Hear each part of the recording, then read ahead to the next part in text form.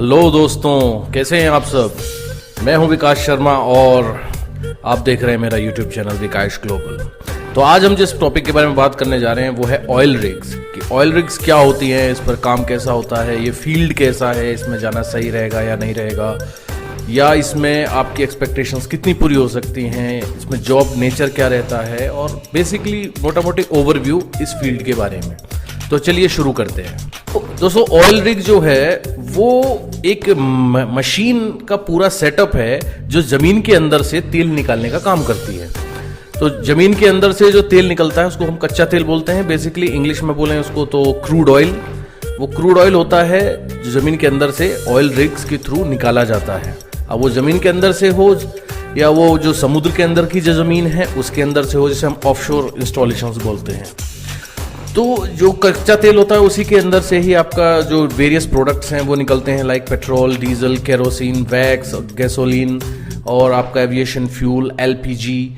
And apart from that आपका जो bitumen होता है जिसे हम तारकोल या कोल तार बोलते हैं, जिससे सड़कों पे काम होता है, जो ब्लैक करके जो सब्सटेंस होता है, उसके साथ साथ में फ्यूल ऑयल।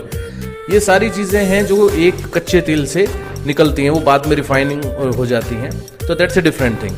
तो हम अब फोकस करते हैं ऑयल रिग पर। तो ऑयल रिग जो है वो ज़मीन के नीचे से कच्चा तेल निकालने का काम करते हैं। जो पूरा एपरेटस है, पूरा मशीन का जो सेटअप है वो ऑयल रिग है। तो अब देखते हैं कि ऑयल रिग्स टाइप कितने प्रकार के होते हैं। जैसे आपका एक तो हो गया जो नॉर्मल जो हमारी ज़मीन है, जो लैंड है, उसके ऊपर जो सेटअप है उसको हम नॉर्मली आप ड्रिलिंग रिग बोल सकते हो, उस पर जो ड्रिलिंग होती है। और उसके अलावा जो ऑफशोर है, ऑफशोर यानी कि जो समुद्र का किनारा है, समुद्र के अंदर, ज़्यादा अंदर नहीं, कॉन्टिनेंटल शेल्फ के ऊपर ही होता है ये सारा कुछ। तो उसके जो किनारा होता है, पानी रहता है वहाँ पर, तो उसके पानी के अंदर यानी कि वो पानी के ऊपर पूरा सेटअप करा जाता है और पानी के नीचे जो ज़मीन होती है उसके नीचे से तेल निकाला जाता है। तो हम उसको बोलते हैं ऑयल प्लेटफॉर्म। तो दो टाइप के हो गए, जो लैंड पर काम कर रहे हैं उसको ड्रिलिंग रिग नॉर्मल बोल देते हैं, और जो ऑफशोर में काम कर रहे हैं उसको लैंड ऑयल प्लेटफॉर्म बोल देते हैं। उसके अलावा जिसमें से तेल निकाला जा रहा है उसे ऑयल वेल बोलते हैं, जो ड्रिलिंग करके जिसका कंप्लीट हो चुका है। तो बेसिकली सारा रिग का काम जो है वो क्रूड ऑयल से जुड़ा हुआ है, कच्चे तेल से जुड़ा हुआ है। वो कच्चे तेल को निकालने का काम करता है जो हमारा ये ऑयल रिग होता है। तो दोस्तों, ऑयल रिग्स में कैरियर जो बनाना चाहते हैं तो उसके लिए एंट्री पॉइंट जो होता है वो 12th क्लास एटलीस्ट करी हो, और टेक्निकलिटी हो तो और अच्छी बात है। जैसे सपोज करो ITI है, या अगर बीटेक मैकेनिक है, मैकेनिकल से है उनका, या बीटेक पेट्रोलियम से है, या आपका डिप्लोमा भी है, तो then there is no problem regarding that. ठीक है ना, डिप्लोमा में कोई दिक्कत नहीं होती है। तो आप स्टार्ट इसमें 10+2 से यानी कि 12th से कर सकते हैं। तो बेसिकली इसमें जो पोस्ट्स होती हैं, अगर हम उनकी बात करें तो पोस्ट्स के नाम जो हैं वो इस तरह से हैं, जैसे कि रस्ट अबाउट होता है, इसमें रिगर होता है, रफनेक होता है, उसके बाद floorman, derrickman, assistant driller, night tool pusher और ऑफशोर इंस्टॉलेशन मैनेजर, जो हाईएस्ट पोस्ट होती है इसमें। सैलरी जो है इसमें एक बिल्कुल फ्रेशर की सैलरी आपको लगभग, आप अगर आप रस्टअबाउट एज ए रस्टअबाउट ज्वाइन करते हैं तो लगभग 30,000 to 40,000 आपकी स्टार्ट हो जाती है।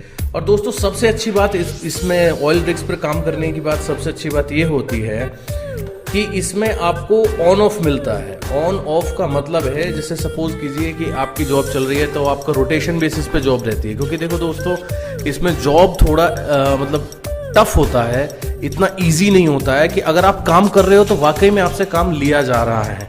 तो काफ़ी डिमांडिंग नेचर का वर्क होता है इसमें, और जैसे आप वीडियोस में भी देख रहे होंगे। तो ये स्टार्टिंग लेवल पर है, जैसे जैसे फिर आप ऊपर चले जाते हो तो आपका फिजिकल जो एनर्जी वाले वर्क है वो कम हो जाता है, और बाकी आपका फिर जो टैलेंट्स का वर्क है, बेसिकली आपका जो और सब चीज़ों का वर्क है वो ज़्यादा हो जाता है। तो आपका फिजिकल वर्क जैसे जैसे आप ऊपर बढ़ते रहते हैं वो कम हो जाता है। तो दोस्तों, इसमें ऑन ऑफ जो रोटेशन होता है, ऑन ऑफ रोटेशन लाइक जैसे 28 days on 28 days of, 60 days on 30 days of और 45 डेज ऑन 28 डेज ऑफ। तो मतलब वो क्या होता है, ऑन का मतलब ये है कि आप इतने दिन काम करोगे और ऑफ का मतलब है इतने दिन आपको आराम मिलेगा, रेस्ट यानी छुट्टी मिलेगी, जिसमें आप अपने घर भी जा सकते हो और घर जाने की कंपनी आपको एक्सपेंसेस देती है आने जाने के लिए सब कुछ। तो अपार्ट फ्रॉम दैट तो इसमें क्या है कि ऑफ की भी फुल सैलरी मिलती है, ऑन की भी फुल सैलरी मिलती है जब आपकी ट्रेनिंग कंप्लीट हो जाती है उसके बाद। तो इसमें दोस्तों सबसे अच्छी बात यह है कि इसमें आप अपने फैमिली से भी जुड़े रहते हो, क्योंकि आपको घर आने में जाने में कोई दिक्कत नहीं हो रही है। 1 महीना या 1.5 महीना या 2 महीना मैक्सिमम, वो कोई इतनी बड़ी बात नहीं होती है, बंदा निकाल लेता है उस चीज़ को, as compare to merchant navy जिसमें आपको शिप्स पे जाना पड़ता है एटलीस्ट 9 मंथ्स 10 मंथ्स 11 मंथ्स। तो इतना लंबा चौड़ा इसमें घर से अलग, आपको फैमिली से अलग अपने जाना नहीं पड़ता है। तो इसीलिए ये एक बेहतर कैरियर ऑप्शन है।